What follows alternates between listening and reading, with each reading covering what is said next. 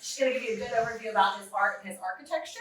And this is a program that's in conjunction with the High Point Museum and the Historical Society. So if you haven't been to the museum, which I'm sure you have for some of our other programs, please visit us there. And then I want to introduce Anne. She's ready to speak to you. Thank you. You're welcome. Good morning. I'm glad we could all be together today. And you can hear me okay? If you can't, raise your hand. Good. Van Voorhees Trivette and Corinne Voorhees Everhart, granddaughters of Louis Francis Voorhees Sr. We are here today to learn about his art and architecture. And it's going to be a three-part program. We're going to go over his architecture, very high level. His art, very high level, but we brought some examples here. Couldn't bring the buildings, sorry. And then the third part is we're going to have Edith speak to us about the Little Red Schoolhouse. So that'll be fun to hear about that process of getting that moved and restored. So I hope you felt the warmth of the artwork, the colors. I hope that's what you saw when you walked into the room first off. Great. Throughout the program, we're going to share our mission of identification, preservation, and sharing. Identification is a sizable task. Go to the next one. Yeah. Identification is a sizable task, but we have a great start. Thanks to Benjamin Briggs and Laura Phillips for their publications and research. And each have published a book. I don't know if you're familiar with these. We have the AIA, American Institute of Architects, and their online documents. Here's a sample of that document. It's been our roadmap trying to trace the buildings and the homes that he's designed. And we have the High Point community for helping in the identification of homes, buildings, and paintings. Preservation is a must-have. Preservation helps us maintain a sense of community and pride. It also connects the people with their past and with one another. Historic buildings and sites can teach us about the people and events that shaped our communities. And preservation is a way to pass on our understanding of the past to our future generations. It allows us to learn about our history and ourselves in new ways. And sharing. Sharing is the heart of what makes us social. Being social is what helps us learn, grow, and flourish. As you can see through this timeline, Louis shared over the years through art exhibits and shows, fundraisers, auctions, and obviously his architecture. It's the next generation's time to share. So we're going to start with the show and tell. Okay, this portion of the program, Louis' Architecture, is a program that Benjamin Briggs did back in 2016. Benjamin is now is the director at Preservation North Carolina, if you didn't know. And he's given us permission to use these slides and information. And if I move back, can everybody see? All right, okay. So, the architecture, I am reading Benjamin's notes, so they're wonderful. All right. Louis Voorhees was an architect, painter, teacher, and one of High Point's principal architects during the mid-20th century. He left a legacy of civic and residential structures ranging from the U.S. Post Office to the legendary one-room Little Red Schoolhouse. Holt McPherson, editor of the High Point Enterprise, said at the time of his death, the name of Louis Voorhees will rank at the top of the list of the builders of a city. So here we are in 2024 talking about it. All right. In the words of High Point Enterprise article published September 22nd, 1963, High Pointers may not realize it, but they see Louis Voorhees every day. They see a little bit of him every time they go to the post office, the YMCA, city and county buildings, the library, High Point Friends meeting, the medical center, and a number of other places. 1963. Louis Francis Voorhees was one of the High Point's principal architects during the middle of the 20th century, influenced by his mentor, Fitz Kimball, during the 1920s.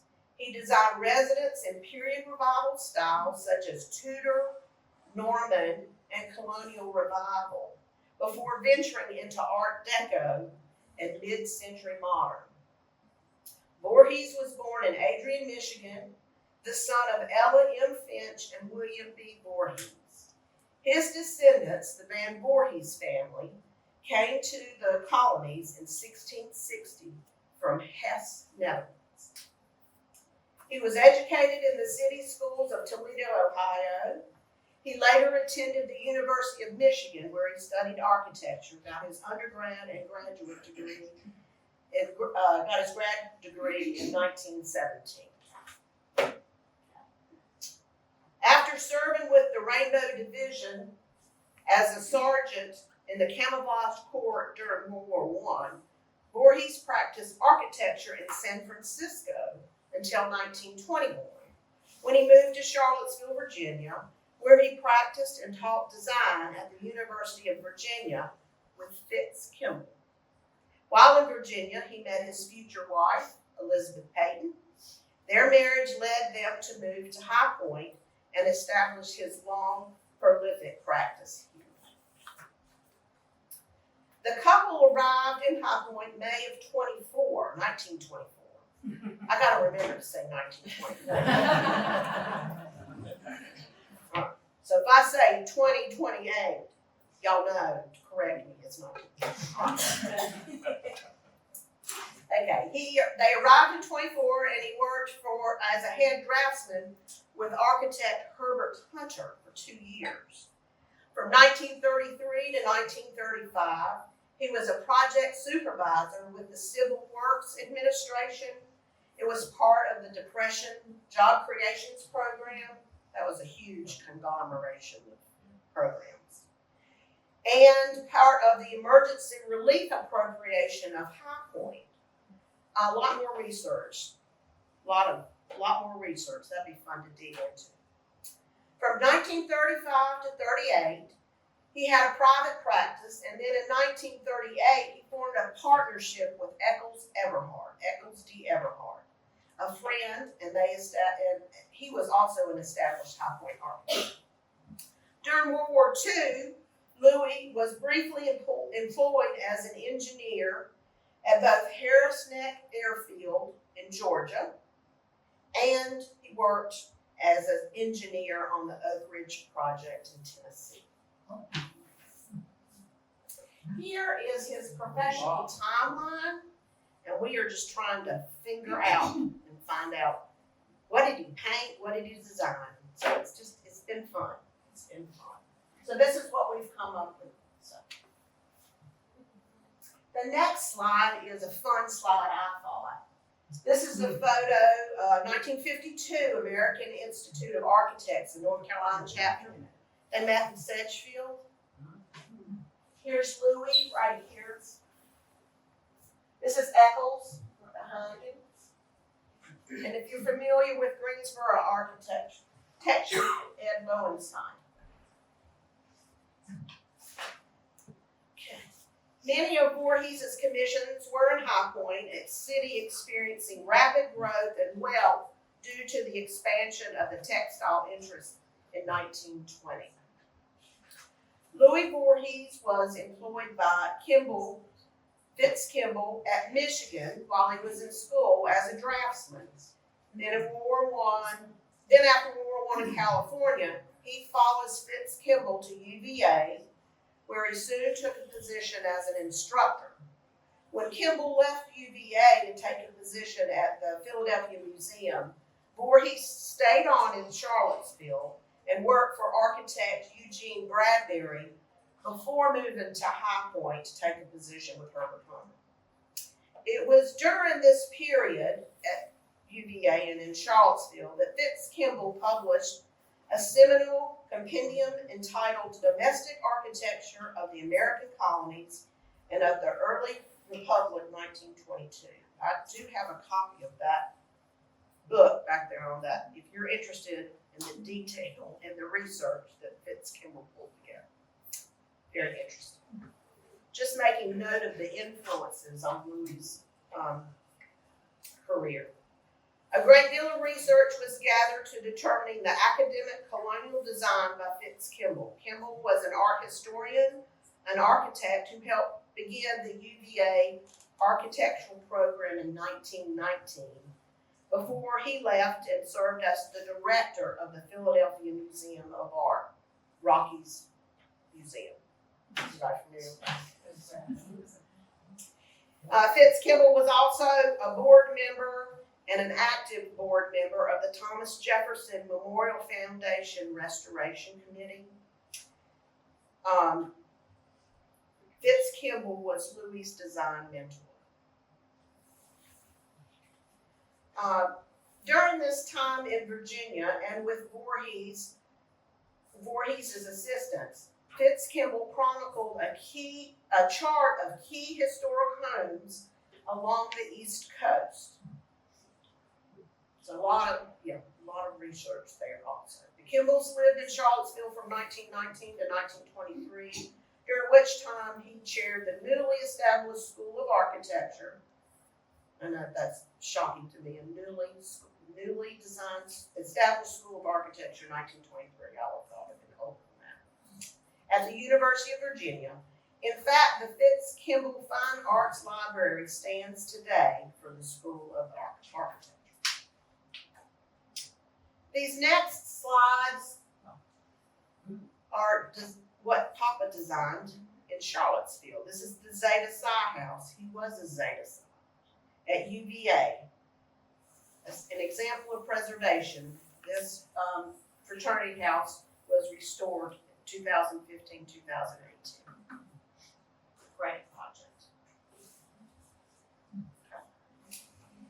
Another project that Papa worked on, and we have this through sketches. Now this is one of those things that we have this sketch and we don't know what it is until we start doing our research. We're starting to put our pieces together and do research.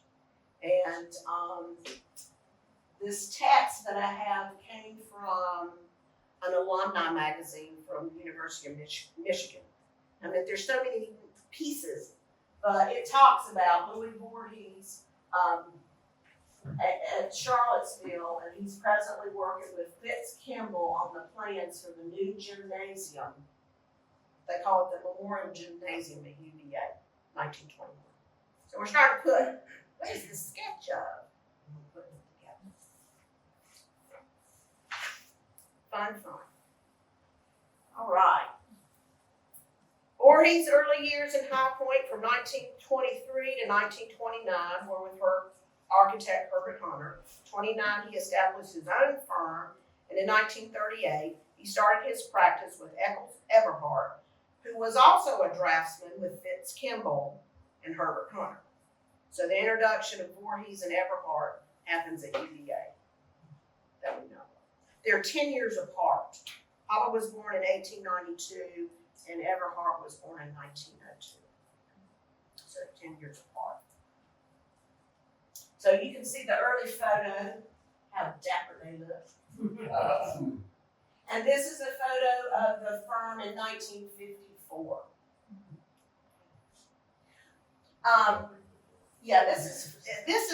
This is a fun discovery for me. Draftsman Ruth Slummy, right here. She's still alive, and I found her on Facebook. So I'm going to have fun having a conversation with her. Fun. All right, let's look at a portfolio of some selected works. All right. This is, we're putting the addresses up there, and we describe these homes by the people who built them, who the home was built for. And I might be pronouncing this wrong, but this is how Reverend Henry Norwood Bone. Y'all remember Boney Wall? Anybody know Boney Wall? Yeah. Okay. This is her father's home. St. Mary's Episcopal Rector. This home was built in around 1924. It is a classical Dutch colonial residence, and it was completed in 1926. Two-story house features a sweeping, steeply pitched gable-end roof, full-width shed dormer, and a front slope that flares to engage a full facade porch supported by columns. The house resembles 17th and 18th century dwellings found in the Dutch settlements of the Hudson River Valley in New York, said to be designed by Voorhees. All right. The next home, this is his home place. Okay. 1132 Forest Hill Drive. There is his sketch, and this is the current photo of the home. Voorhees designed this home for himself and his wife, Elizabeth Payton, around 1924. I'm sure he started designing it in 24. They moved in 26, 27. It's an irregularly massed two-story frame house, one of the earliest built on the street, displays multiple side gable roofs, wall dormers, and gable front wing composed of a second floor overhang. This house has been heavily rehabbed in the past few years. The house represents one of the finest examples of interpretive colonial revival. I like that word, interpretive. Since Voorhees used New England colonial elements in an imaginative design rather than as an academic approximation of colonial house. The next house. Okay, this is the Thomas House, built around 1930. This frame residence designed by Louis Voorhees for Francis and Fred Thomas around 1930. It invokes a grand southern colonial mansion in its full-height portico, accessed by French doors and a front door topped by a broken pediment. 3 dormers containing arched windows punctuate the slate-covered side gable roof. A decorative Chippendale-style balustrade was removed from the top of the flat portico roof around 1990. And I remember growing up, there was a Chippendale right there. Oh. Fred Thomas, he owned Union Furniture. He then later established Thomas Furniture Company, manufacturer of high-quality leather office chairs in 1920. This home is no longer standing. The next, the Pearl and Colin Buchanan House, located on Ferndale Boulevard. Check the date, 1935. Wow. Matt High Point's best example of international style. The residence was designed around 1935 by Voorhees and Everhart, who had by then established a reputation for introducing nationally popular styles to the city. A.E. Taplin was the contractor for the house that features details such as a curving wall of glass brick, cleanly inset windows with metal casements wrapping around the corners, and smooth stucco covered walls. That was 1935, that just blows my mind. It sort of looks like it should have been built later on. Our next home. Okay, Jake and Liv Freilic's home on Florham. Yeah. Papa designed this house. And in the back, we have a scroll of plans. We were fortunate to get able to scan those plans from the owners that have been passed down. And so if you're interested, please look through them after the program, but it's the detail in those plans. No computers, y'all. This is all done by hand. The takeoffs, trying to figure out how much lumber, the orders for the millwork, all done by hand. It's beautiful. I bet there wasn't music playing in that office to distract. All right, our next slide. The construction of the Thag West House at 500 Woodbrook is chronicled here in a series of photos discovered by the family in a large trunk of Voorhees' archives. The possession of these images likely indicates this house was designed by his hand. West was a prominent businessman in the city, and he was the owner of GT West Wholesale Veneers. Another home newly discovered by the family is the Fag residence in Kernersville on South Main Street. Residence was built in 1938. The family occupied the residence until 1998, and it is currently a commercial property.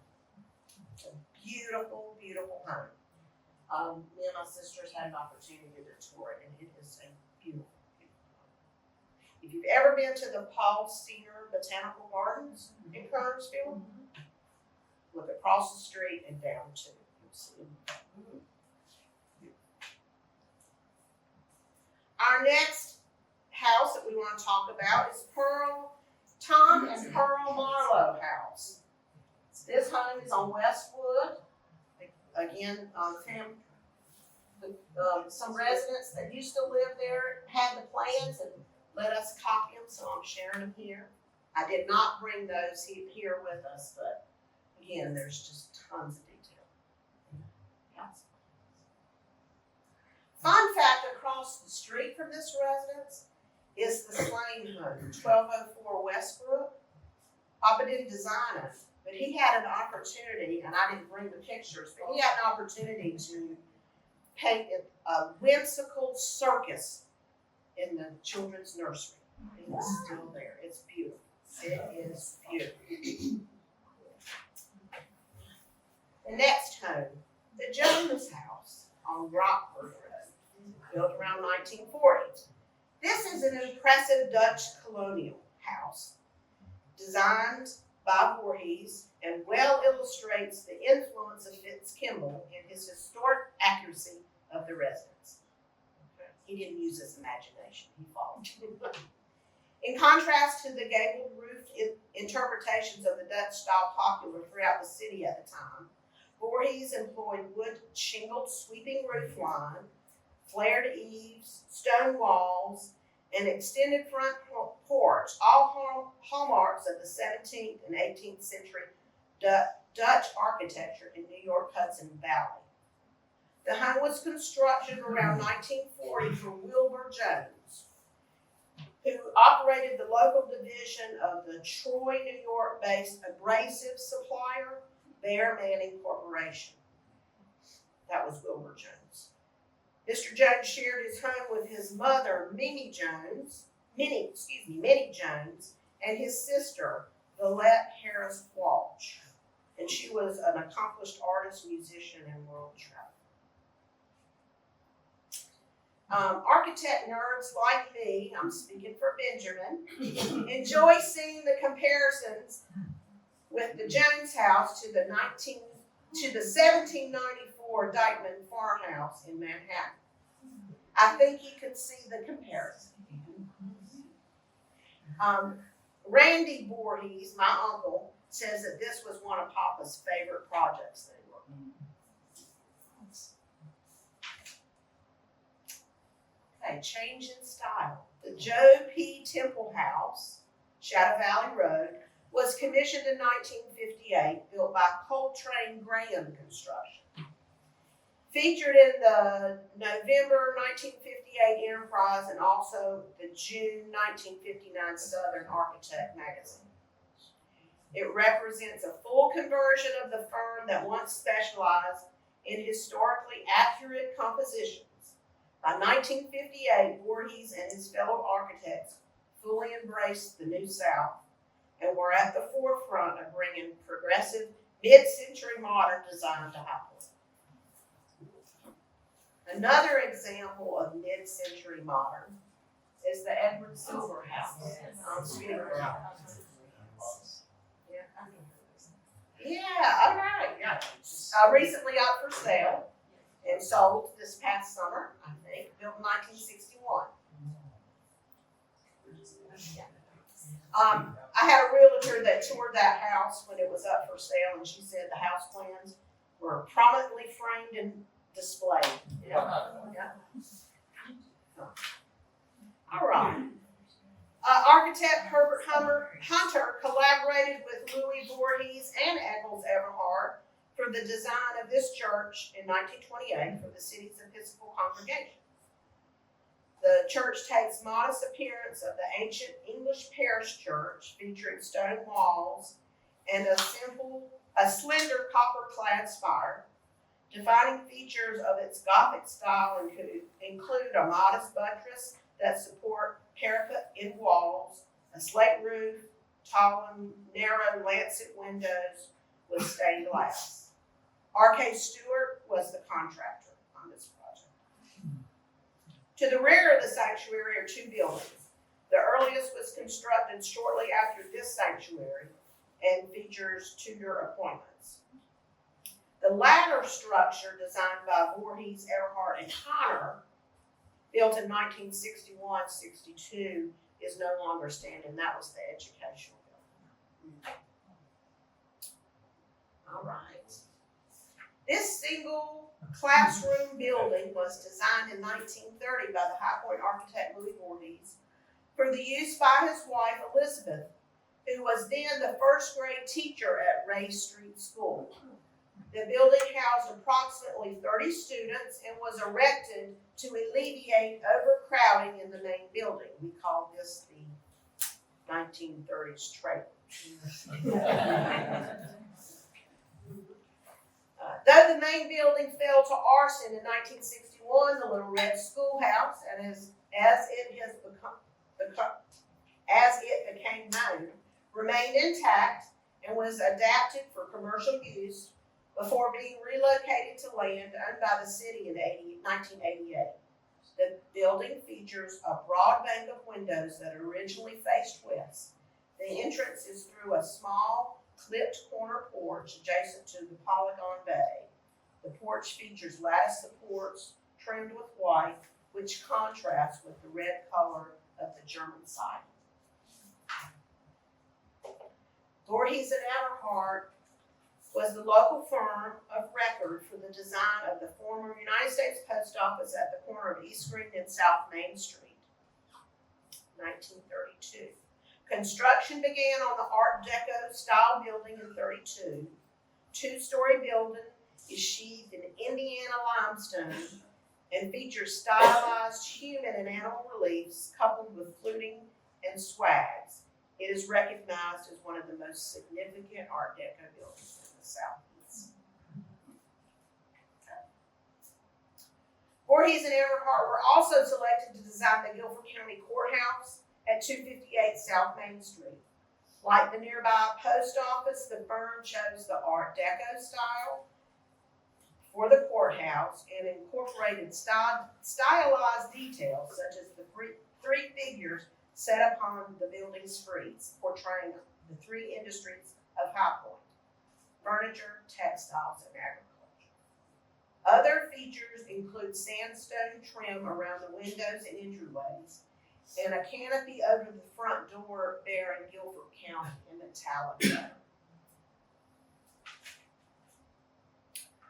While today most historic post office buildings are being sold to the highest bidder, in the past, the buildings were offered first to the federal government, who had the right of first refusal. Then the buildings were offered to state agencies, then to county officials, and then to the cities before they were put on the market to be sold. Through this process, the old Reedsville post office, designed by Eccles Everhart and Louis Voorhees, is now the city hall. The city has maintained this building itself, and they have preserved it beautifully. Even the mural that was painted during the work program, it's entitled Tobacco, painted in 1938 by Gordon Samstag, might be mispronounced. This is beautiful. If you have a chance to look it up online, that mural is beautiful. Original fixtures. It's just okay. Voorhees and Everhart designed the Claire Cox homes, built around 1942. built with federal funds, modified colonial design, built along with the Daniel Brooks homes, and those homes were designed by Tyson Voorhees. We do have a painting that he did of those. Among the last designs influenced by Voorhees was the Georgian Revival style High Point Friends Meeting House. The building was constructed in 1955-56 from a design by a congregational member, Howard Olive, who was also employed with the firm Voorhees and Everhart. The conservative treatment suggests early Georgian-style Friends meeting houses around Philadelphia and is comparable to other prominent contemporary meeting houses in the state. Voorhees and his staff worked on numerous projects across the region, as depicted here in a magazine publication called Caroline Home. There is a home in Sedgefield. I'm thinking it's still standing. I'm thinking it's the Gaffney Sedgefield. I did not know, but he designed Brentwood School. No longer standing. There's some homes in Lexington that he designed.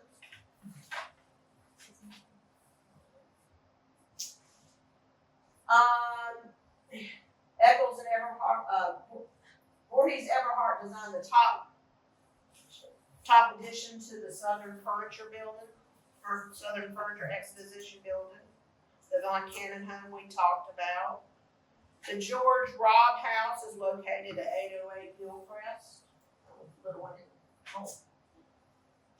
1939 residence on Arbordale, the Smithdale House on Arbordale, 900 Arbordale, and the James Armstrong home, 908 Arbordale. Voorhees semi-retired in 1965, but remained a consultant for George C. Connor. Eccles Everhart passed away in 1964. Here is a larger view of the 1954 roster.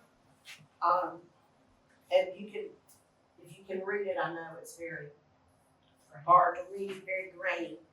Did the City Lake Parks, 1932, YMCA, 1941. Brooks Memorial Church, Daniel Brooks was the founder of that church. High Point College, Auditorium and Music Building in 1954. The list goes on and on. It's an expanding list. Just a short list. Now let's look at his art through the years. What influenced his style? I say he was born with a pencil and a paintbrush in his hand. Truly God-given talent. His school years, we talked about, educated in Toledo, Ohio. We have a sketchbook from high school. He went to University of Michigan, undergraduate and graduate work. He was at Zeta Psi. This is a picture of him in the Zeta Psi picture. We have sketchbook from his classwork. We've also got in the back a scroll, and we scanned his sketchbook, so there's some large sketches you can see if you want to venture through here. But here are some examples of his classwork that are in one of these sketchbooks. Cornices and caps, you can see that he got an A on one of those. I'm not showing you the other one. He didn't always get A. Didn't always get A's. Here's another example. He did not do the middle picture, it's just a diagram of the parts. He got a good on that one. He didn't have that one. Sketches of vaults. And then you can see how that translates into the Fag House in Kernersville. World War I. He was a sergeant in the Rainbow Division, 40th Engineers, American Camouflage Corps. U.S. Army engineers recruited enlisted men from soldiers who had the aptitude for this type of work. Artists, stage mechanics, architects, motion picture techs. 1918, the Corps organized a camouflage regiment, the 40th Engineer, to support the entire American Expeditionary Forces. Lots of research, lots of fun research. There in his picture, and this is a portrait, and I'm trying to find the group that he was enlisted with to try to understand that signature. I do not know, I can't read it very well, so that's gonna be a fun thing to research. All free is free to watch. Huh? All free Okay, military database okay. is free to watch. Yep. I know, lots of self-portrait. We found this in the trunk. He always had a sketchbook or was sketching something. So obviously he's trying to capture the beauty of during a horrific time. And you can see that in the next slides. Nancy, France, if you're familiar with that area of France, Nancy, this is the city gate. It's a sketch that I have on the table. Right here. Right here. 1918.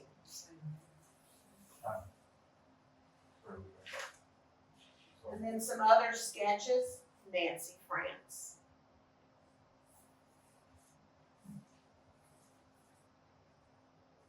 The corner view, the church.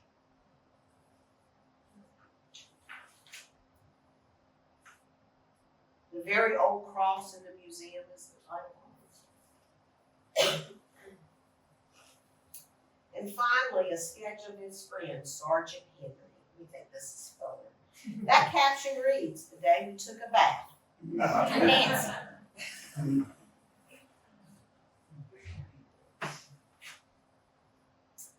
Right. After he was discharged from the Army, he went to California, where his father and twin sister were living. He partnered with Roy Coyle. Don't know how they met.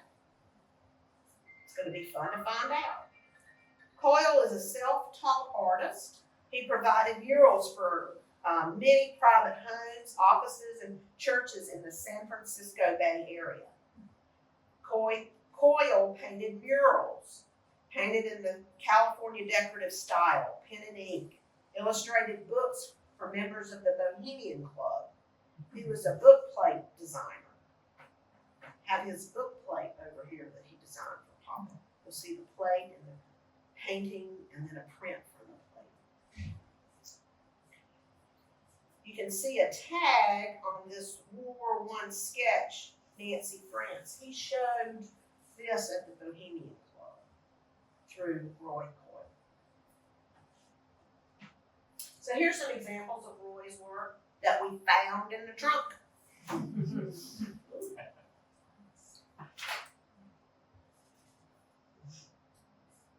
think Roy was the interior designer and Papa the architect, that partnership. And the next slide is something that we found in the trunk that Papa sketched. City Hall, Oakland, California. And this is the book plate. You can see the LFV, the L, the F, the V.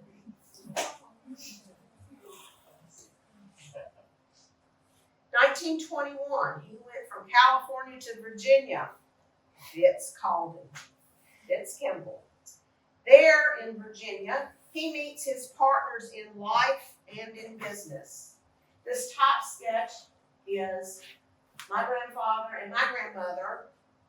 On the back of it, it said it was their first date. But you can notice that he is sketching. Was that because he wanted to impress my grandmother? No. They married in 1923. And that's Eccles Everhart here. Here are some sketches from Charlottesville. The Zeta Psi House on Rugby Road in Charlottesville. We did that. Now, as we start progressing, you're going to start to see an introduction of color. But here are some more sketches he did in Charlottesville. Alone.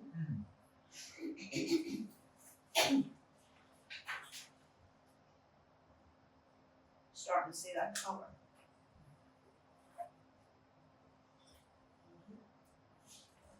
More sketches, the president's house.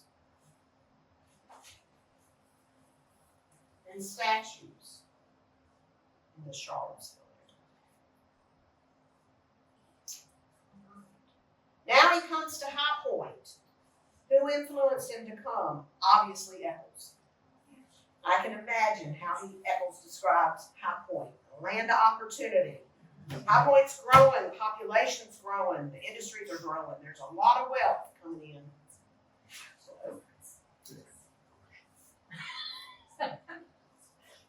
Louis and Lizzie's house, we talked about. This is their home, 1132 Forest Hill Drive that he designed.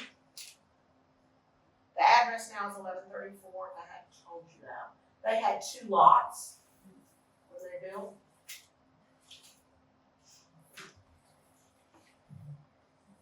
I do want to share this. It's always fun. This is one of those trunk finds that could have been easily thrown away. My grandmother kept everything. This is a little love note. I have it framed here somewhere. Down there. Somewhere.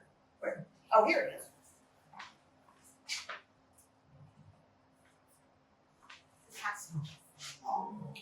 So look in every pocket, every envelope before you give it away. The love note reads, "It takes a house to hide my thoughts of you, and if you know how to open, those thoughts will come to you." And when you open the little flap, he wrote inside, "I love you, going, going, gone." I mean, in a tiny sketch of, obviously, the couple, and I think that's a baby in it. But, anyway. Preservation.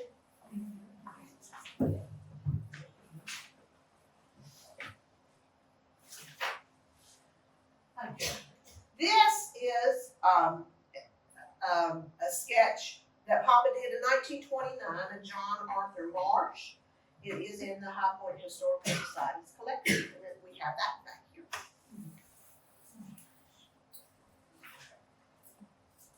Here's some more sketches of my grandmother. Obviously, she did not know he was doing this. Trunk finds. These are trunk finds. We found them in a trunk. Literally, in a trunk. We don't know who these women are, but we thought they were very interesting. We found sketches of children. These could be his children, they're not dated. He has 3 children. Louis Jr., my father, born in 1926. Pinky, their daughter, born in 1927. And Randy, born in 1937. Here are samples of nude sketches. And then I'm going to show you a couple of slides of his still life. So obviously this wasn't a sketch, this was the actual drawing. But the detail to me is just amazing. The shadowing. It's hard thing to do. And on the next slide, we have 3 more. Little fun fact on this one, in the middle sketch, I have that vase. Didn't know it. I had it, got it from grandmother on. And all of a sudden you see a sketch and there it is. So that's fun for me. Oh, it's also in that book? Yeah. Landscape sketches, studies of trees. The big influence on Papa was Hugh Breckenridge.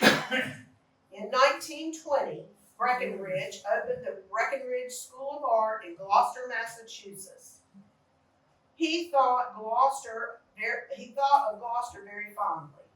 It's the landscape and harbors are the typical subjects in Breckenridge's paintings.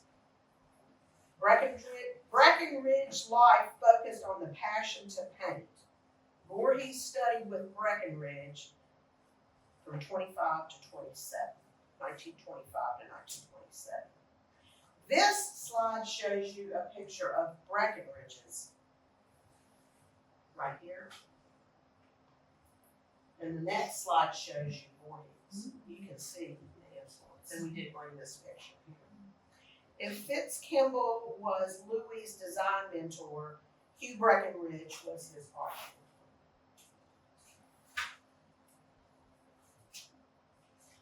So you begin to see the change in his style. You can clearly see the change from the sketches to the painting. The color, the style, even his still lifes. Interested that you can see the draftsman coming through, he plotted it out. We have one of those right here, right behind over here. We have that sketch. We're going to translate it in color. He painted his neighborhood. This is the gray house across the street from where he lived. He painted this house over and over in different ways, in different colors. We all in the family have at least one. I brought my sample. It's over here on the table in the neighborhood right here. He didn't paint it with a brush. He painted it with the paint palette. So there's a lot of paint on this one. He painted the Mendenhall Blair farm. He sketched the Mendenhall Blair farm. We have several pictures of this. It must have been a nice country ride from Forest Hill over to the ski club where the farm was. We have one of those here today. So please look around. More trunk finds, but just the difference in his styles. Even his nudes progressed over the years, right? The nude we have here today is in the back. He painted it in 1935.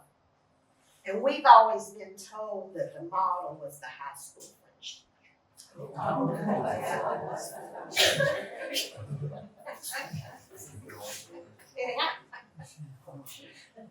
He painted on the job, or these, he didn't paint on the job, but these are paintings of his World War II jobs. Contentment Bluff, Harris Neck, Airfield, we have several paintings through the family. Beautiful. Again, I told you worked at the Oak Ridge, Tennessee on the Manhattan Project to the Tennessee River. It's actually a site, there. More research to be done on what he did there. He painted his community, right? Opportunity for us is to ID these sites. That's the fun part. Where was this? What is this? Like I mentioned earlier, Laura Phillips' book, which she used one of Papa's paintings. Pretty sure this is Marsh. One of the Marsh family says, yeah, that's one. We'll see. It's a beautiful painting. Other industries, the Pomona Terracotta Manufacturing in Greensboro, Myrtle Desk, we have that one here out in the hall, Clara Cox Housing. Now we're going over the homes he designed and the homes he painted.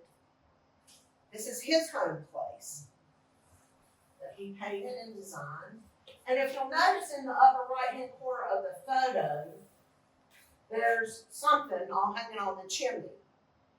Well, this is a metal ship that my grandfather made and designed and hung up on the chimney when he moved in. It was there on that chimney when my grandmother moved out in the late 70s. My uncle remembered that ship. I don't know how. The whole chimney was covered in ivy, right? That was the thing to do, let ivy. Well, he was bound and determined that that was not going with the house. It was going with him. He climbed up and he got it. And it's now hanging in his den. And if anybody can tell me what is unusual about this sketch, and if you want to, you can compare it to the painting. He did it in reverse. Yeah. Complete reverse. I don't. But here's a prime example of saving an artifact, a little card and a big ship. He designed and painted the Town and Country Kindergarten. This was a kindergarten after my grandmother left being a teacher at the Little Red Schoolhouse. She was a kindergarten teacher for 4 and 5-year-olds forever. He designed this kindergarten that was in the back of their home. They had a very big lot, obviously. We have the Town and Country sign. Another example of a home he designed and a home he painted is the Thomas House. It's out here.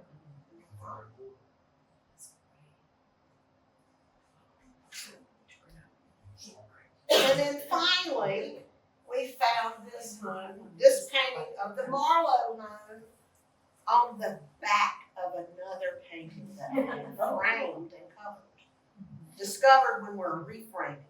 Golly, isn't that funny? Isn't that funny? There was a distinct trend in his artwork over time in which crisp lines and photographic precision gave way to brilliant colors and abstract forms hinted with a touch of cubism. My grandfather developed a style born of imagination and uniquely his own. So obviously in his design and his artwork, his own style. And we have a lot of examples through here. Please stop and look and we'll try to tell you, identify what they are.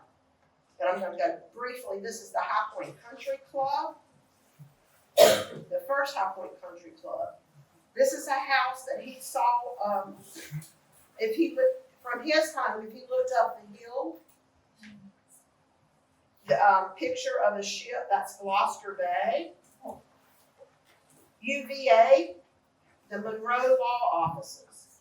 That was his view that he saw at UVA when he was in the School of Architecture. That's his shop. The Blair Farm, Miss Frenchy Noon.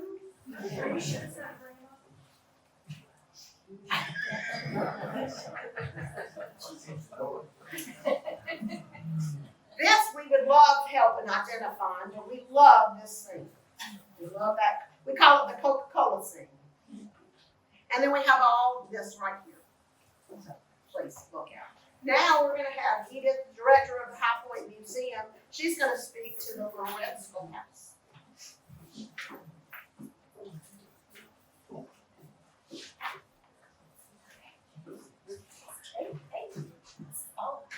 Very excited to see this, take a walk through his whole career. We are fortunate at the High Point Museum to have one of his buildings on our campus. So we have a piece of Louis Voorhees there. This is the Little Red Schoolhouse. I'm going to tell you a little bit more. Van gave the very high-level story. I'll give you a little more detail about how it came to get to the High Point Museum and what we're doing with it today. Chat us through. So, of course, you know that this is Louis Voorhees down below, and then his wife, Elizabeth. And as Van mentioned, she was the first teacher to teach in the Little Red Schoolhouse.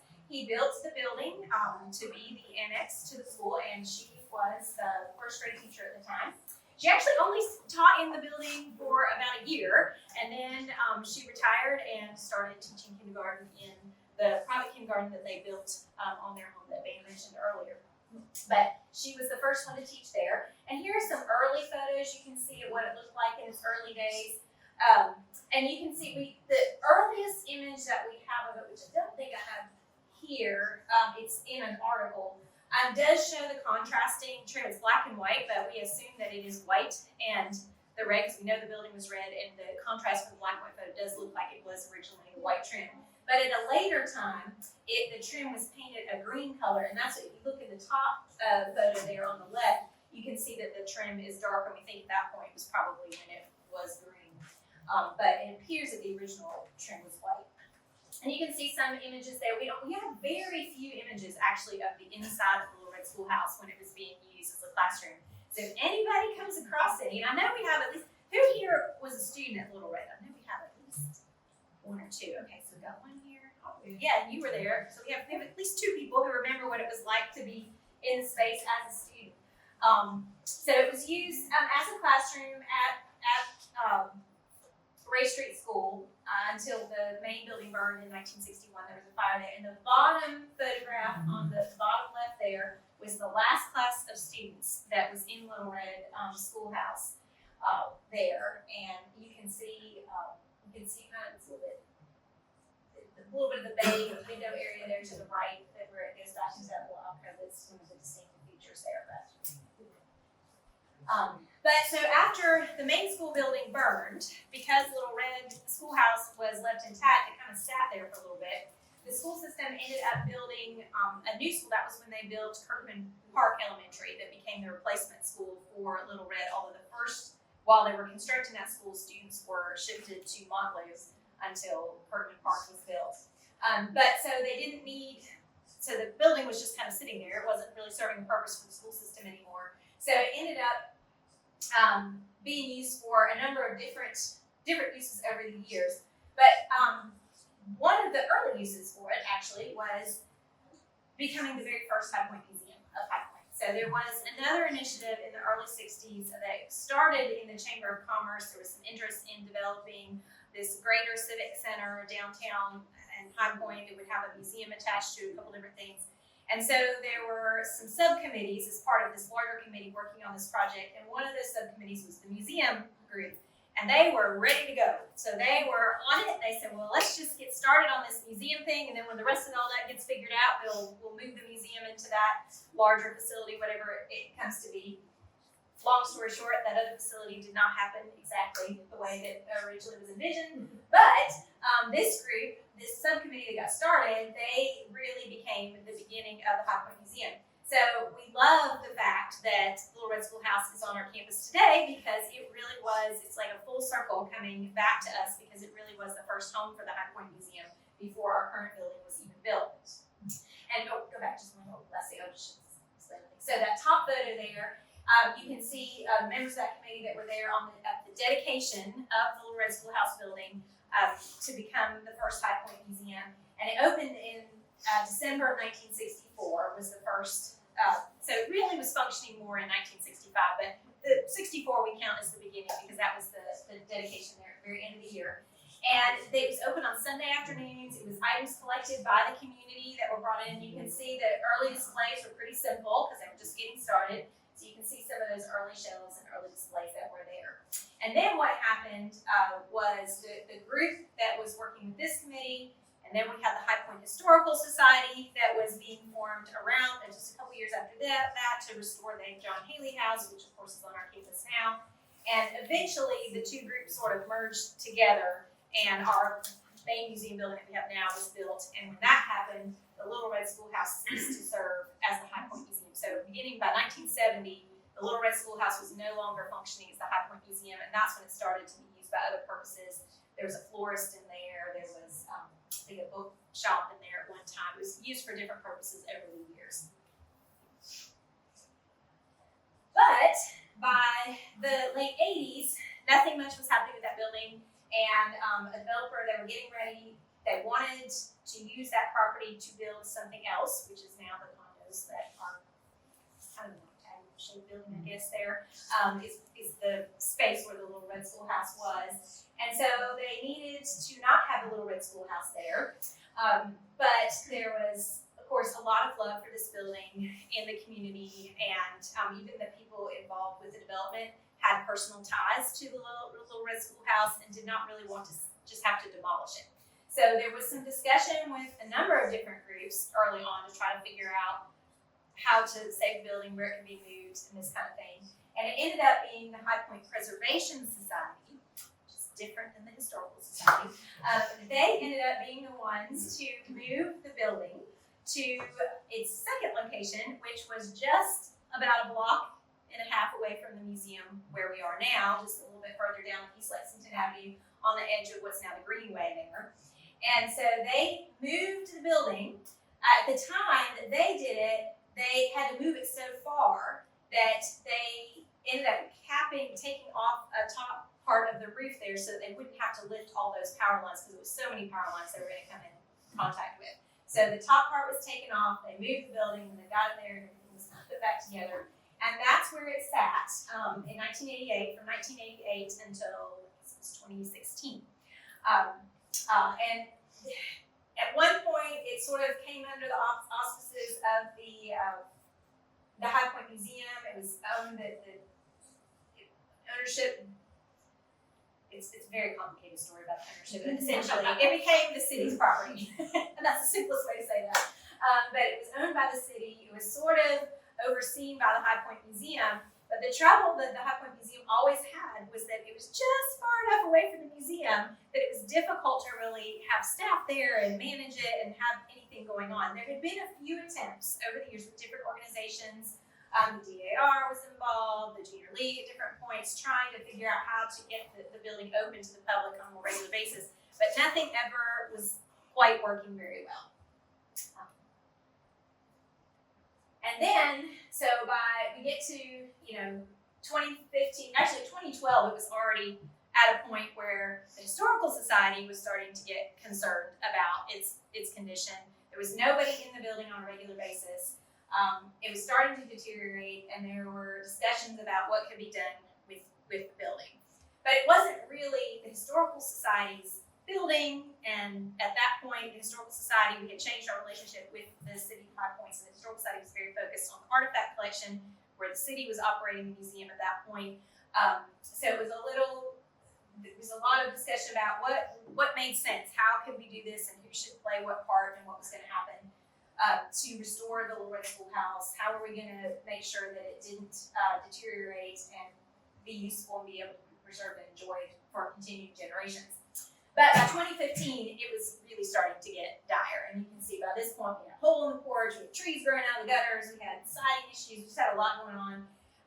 And then we even had the HVAC unit got stolen from the outside. So it was something needed to be done. So finally, the Historical Society and the city were able to work out an agreement where basically they were going to split the cost of raising the funds to restore and move the Little Red Schoolhouse so we could get it onto the museum campus where we could better take care of it and use it. So that was the plan, and we had a master plan, campus plan done for the museum around this time also that did talk about moving the Little Red Schoolhouse to the museum. So we had a place to put it. We just had to make all the things happen. So by 2016, we had raised enough money. We were at the point that we could go ahead and get it moved.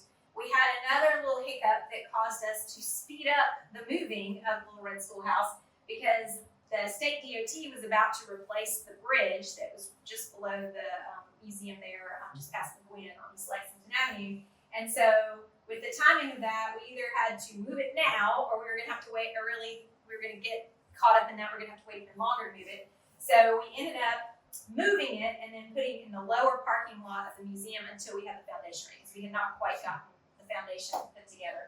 So we moved it, but this time, because we really only had to move it around the corner to get to the museum, we did arrange to lift the power line, so we did not have to cut the roof this time. But that also meant, as you know, we've got the school, Melbourne Middle School, and the high school right there around the corner, so we also had to worry about school traffic and all the things that went on. So we ended up having to do it at like 5:30, 5:45 in the morning. It was very early, it was dark, I remember. So we do it in the middle of the night to get it moved, but it was a very exciting thing to see and watch. It was really just amazing. I just picked it up and moved it around the corner. And what was also really interesting is that we ended up using the same company that House Movers that had moved it the first time back in the 80s. It ended up being the same company, so that was kind of fun that they were able to kind of be part of its second journey. So once we got it moved around, you can see here we sat in the lower corner of our parking lot. I'm trying to remember when. It wasn't quite a year. Maybe it was a year. I forget the time. It all runs together, but well, it was a year. It was more than that. It was 2016. That's right, because then there were a lot of things going on at the time that caused a lot of delays. Oh, it all comes back to me. So it ended up being, but we were able to get the foundation. We were able to get the foundation poured, footings, all that stuff. We were able to get the house moved. Then there was still work on the actual restoration of the building that had to happen. So we had to do all of that. Got it primed, got it painted, got everything ready to go. And so finally, in September of 2019, able to have our grand reopening. So we finished it in the late summer, and we're able to have the big grand opening in the fall of 2019. One of the other kind of interesting things about this project was, in that earlier slide where we had the photos of Elizabeth and Louis at the bottom, there was the membership card of hers for Delta Kappa Gamma, which is a teacher sorority. And so one of the other projects that we had wanted to add to the museum was a little free library. The Delta Kappa Gamma chapter was very excited about being part of that. And so that's just another little connection to Little Red Schoolhouse. We have our little free library that sits right outside that helps that project. We got started because of the Delta Kappa Gamma chapter that worked with us on that. So just another little connection there. And so and it gets used all the time. It's very heavily used. So, go back. I just want to show. That's okay. I just want to talk about the interior. There you can see the interior space, and it really gives you a sense. He was a very gifted architect and designer, and you can tell that when you walk into this space. And those of you who were students there know this all too well. But anybody who walks in that space, there is just a very, very comfortable feeling about the Little Red Schoolhouse. It just exudes just this very pleasant energy. And it is because of the design that is there. And, he designed it to be reminiscent of his experiences as a child in the one-room schoolhouses, that he attended as a child.